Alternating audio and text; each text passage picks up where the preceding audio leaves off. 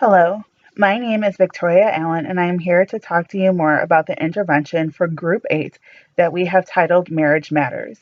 This divorce prevention intervention takes a look at the tools necessary to make a marriage work.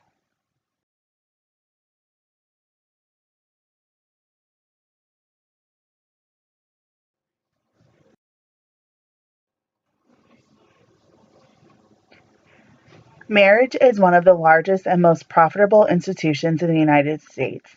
It seems as if divorce is as common as marriage, but as time has passed and the population has grown, the actual proportion of the population that remains married has stayed the same.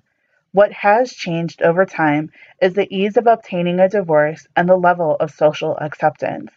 Seligman states that positive psychology stresses satisfaction with the past, hope for the future, and happiness with the present.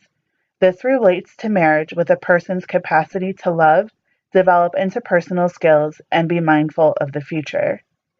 Using the lens of positive psychology, it is the goal of Marriage Matters to give couples the tools necessary to make a marriage work, encourage personal growth, and build relational efficacy.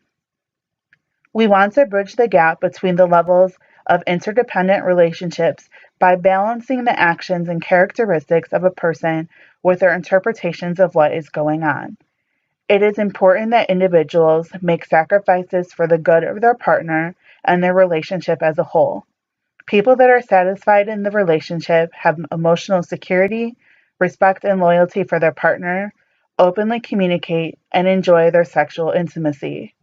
Relational efficacy is the belief that couples can make it through any conflict together.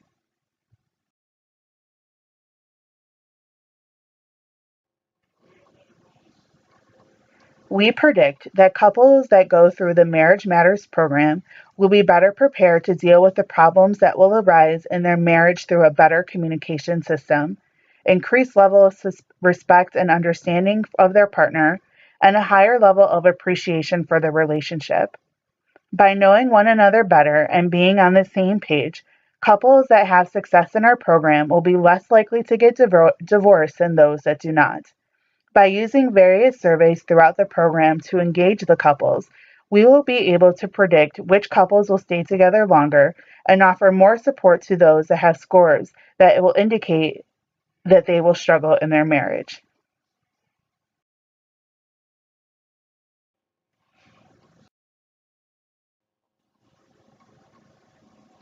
For the Marriage Matters intervention, we will be working with 100 couples that have been married within the last year. For all of these couples, it will be their first marriage.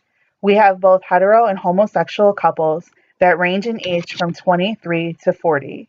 This will offer us a greater insight on the different conditions that affect marriage. From the data that we will collect in this intervention, we will be able to do many things that I will discuss later.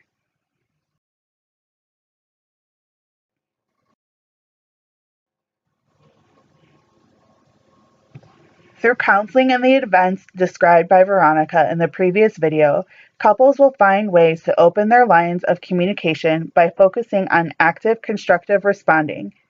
This is encouraged through active listening and being genuinely interested in what your partner is talking about. While this is not realistic 100% of the time, we hope that couples try to remain as positive as possible and avoid passively listening or showing no interest at all. By working to define roles and expectations early in a relationship becomes a partnership that is able to balance the day to day work that is necessary. Disagreements are bound to happen, and it is vital that couples know and have worked out how to solve them. Avoiding a dispute only makes matters worse, and the couple needs to face their issues head on. John Gottman encourages a couple to give 3 or more compliments for every one complaint or criticism. This builds a good balance in the relationship and helps maintain a positive mindset.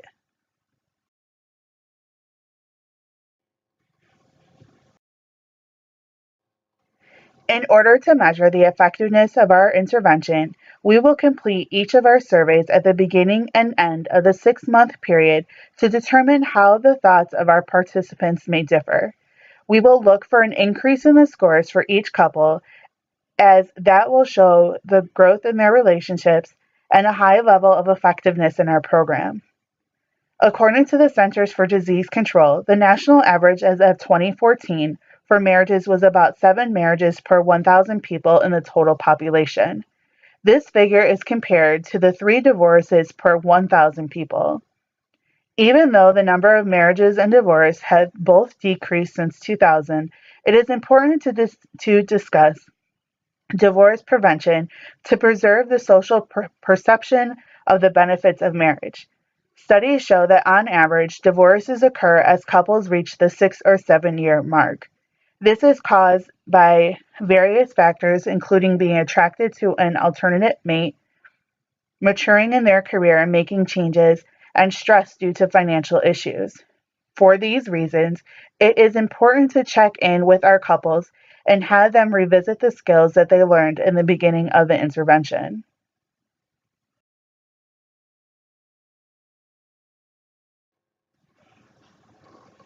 Finally, this intervention is an example of the benefit of positive psychology as it is an outlet to make people better. It creates a level of optimism in a couple that no matter what bumps they may have, they're able to overcome the negativity by replacing it, acknowledging their opportunity for growth, and striving for positivity. People that have healthier relationships are more likely to live longer lives. With initial success in our intervention, we will be able to expand the reach of our program to couples in other stages of their relationship.